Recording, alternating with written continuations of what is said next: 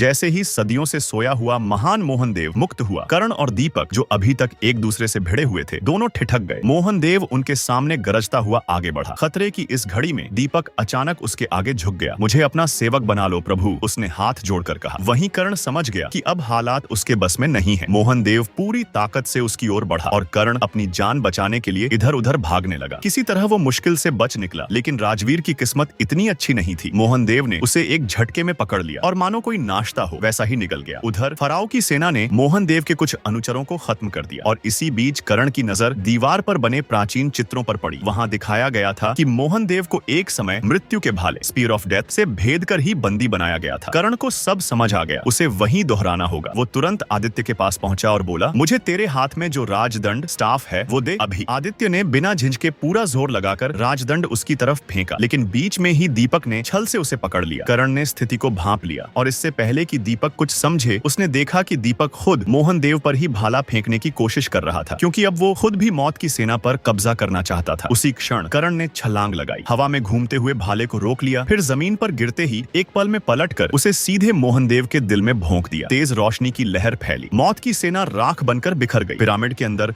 जमीन दरकने लगी और बाहर की हरी भरी नखलिस्तान ओएसिस कुछ ही सेकंड में गायब हो गई। अगर सब लोग तुरंत नहीं भागते तो वहीं दफन हो जाते। सभी किसी तरह पिरामिड के ऊपरी हिस्से तक भागे। तभी उनके साथी रवि उड़ते हुए एयरशिप लेकर वहां पहुंचा और आखिरी पल में सबको ऊपर खींच लिया। जैसे ही पीछे मुड़कर देखा, पूरा स्वर्ण पिरामिड रेत में समा चुका था और उसके साथ वो प्राचीन श्राप भी हमेशा के लिए मिट गया। इस तरह सदियों पुरानी वह मौत की लड़ाई आखिरकार समाप्त हुई।